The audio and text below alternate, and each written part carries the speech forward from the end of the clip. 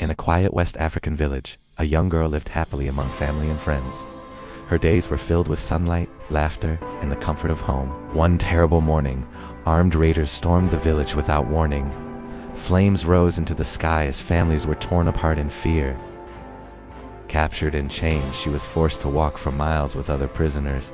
Every step carried her farther away from everything she knew. At the coast, she was pushed onto a crowded slave ship. Dark waters stretched ahead as her old life disappeared behind her. The journey across the ocean was cruel and endless.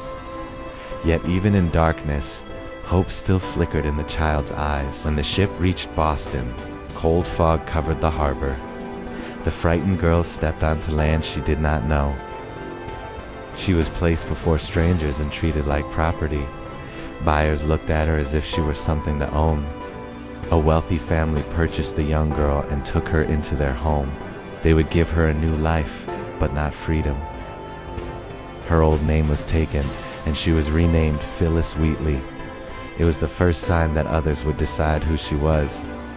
Soon, Phyllis noticed the books inside the house. Though young, she felt drawn to the power hidden in their pages. By candlelight, she began learning letters and words. Her mind moved quickly, surprising everyone around her. She learned faster than anyone expected. Soon she was reading works many adults could barely understand. Phyllis fell in love with language. She discovered that words could carry pain, beauty, and truth. With a feather quill in hand, she began writing poems. Her voice, once silenced, was now finding strength. At a gathering, Phyllis read her poetry aloud. The room fell silent as listeners heard her brilliance. But many refused to believe a black woman could write such words. Prejudice tried to erase her talent. She was brought before powerful men and forced to prove herself. They questioned her mind, her skill, and her humanity. Phyllis answered every challenge with intelligence and grace. The men could no longer deny her gift. Her poems were gathered into a book and printed. She became one of the first published African women in history.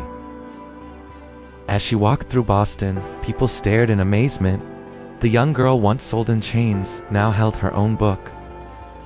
Phyllis sailed across the ocean once more, this time as an honored guest. The world was beginning to know her name.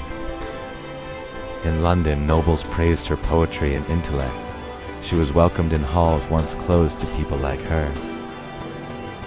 Powerful patrons treated her with respect. Her words had opened doors no chains could keep shut. Soon after, Phyllis was officially granted her freedom. At last, the girl once owned by others belonged to herself. But freedom did not bring an easy life. As supporters passed away, her world began to change again. She married and hoped for peace. Instead, poverty and hardship entered her home. The celebrated poet now sat in a cold room with unpaid bills. Fame had faded, but her courage remained.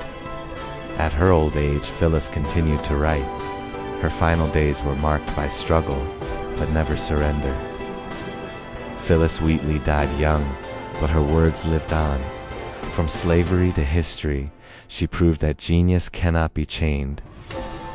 Please like, follow, and subscribe for more interesting videos.